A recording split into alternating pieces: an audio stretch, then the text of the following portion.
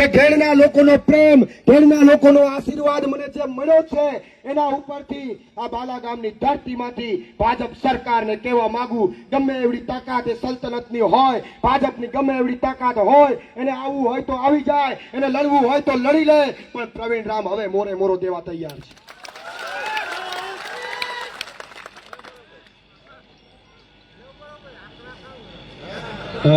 આગ્રહ તો થવું જ પડશે,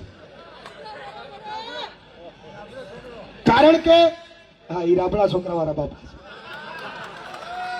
કારણ કે લડવા નીકળ્યા છે ઘેડના ખેડૂતો માટે, લડવા નીકળ્યા છે તમારી પીડા માટે, લડવા નીકળ્યા છે તમારી વેદના માટે.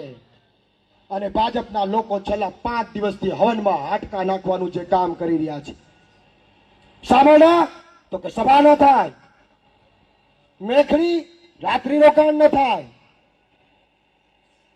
સભામાં તો કે 5 વ્યક્તિને મોકલીને પ્રશ્ન પૂછો. અરે સાહેબ, ભાજપના નેતાઓને, ગુજરાતના નેતાઓને કહેવા માંગુ, અરે CR પાટીલને કહેવા માંગુ કે તમારા કાંડામાં તાકાત હોય તો વાપરી લો, તમારામાં તાકાત વધી હોય તો વાપરી લો. પ્રવીણ રામની આ પદયાત્રાને એકવાર રોકીને બતાવી લો, પછી જોઈએ કેવું થાય છે.